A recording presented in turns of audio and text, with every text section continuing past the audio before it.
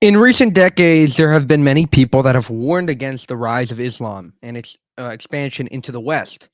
And one of them is obviously Christopher Hitchens. Um, he warned us a long time ago about the rise of Islam, the expansion, how it can endanger Western society in general. And here's a clip of him, as well as British Prime Minister Keir Starmer, and how we ignored his last warning. We ignored his warning that Islam would take over. Give it up or give it to your deadliest enemy and pay for the rope that will choke you. This is very urgent business, ladies and gentlemen. I beseech you.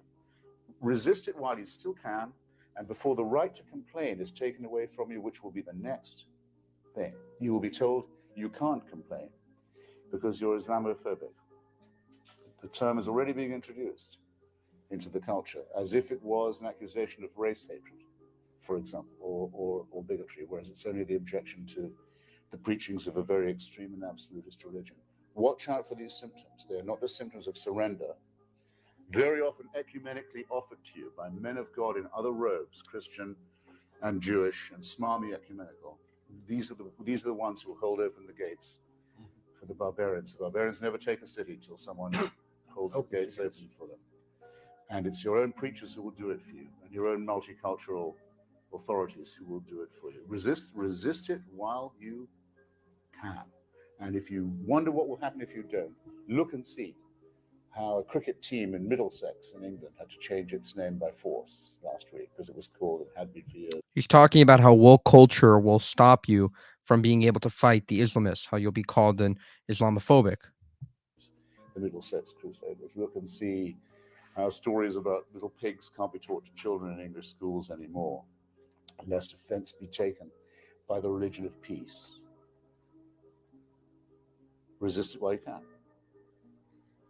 One of the things that is coming up over and over again is Islamophobia. And well, you can see the stats, you can see the numbers rising, particularly since October the 7th. Although we shouldn't fall into the trap of thinking that before October the 7th, this was all heading in the right direction. It's been far too high for far too long.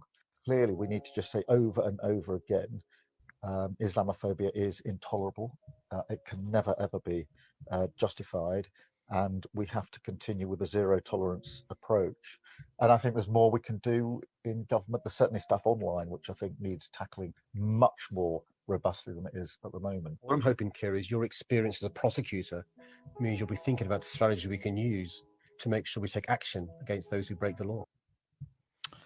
And I think this is exactly, obviously, we ignored his warning, but the idea that he's trying to bring out, Christopher, is it's not racist to criticize a religion that's racist. Basically, it's not racist to point out that what Islam teaches is hate. It's not the peaceful religion, and they teach a lot of their doctrines are hateful. It's not like Islam is a people or a something you're born into. It's actually a religion, and therefore it leaves itself open to being critiqued.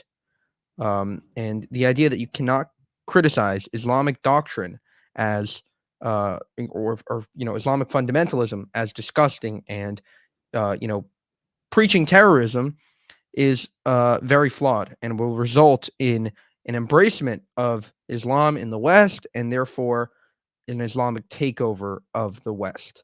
For more, subscribe to the channel, and if you want to help us make more of these videos, you can go to buymeacoffee.com/JewishUncensored.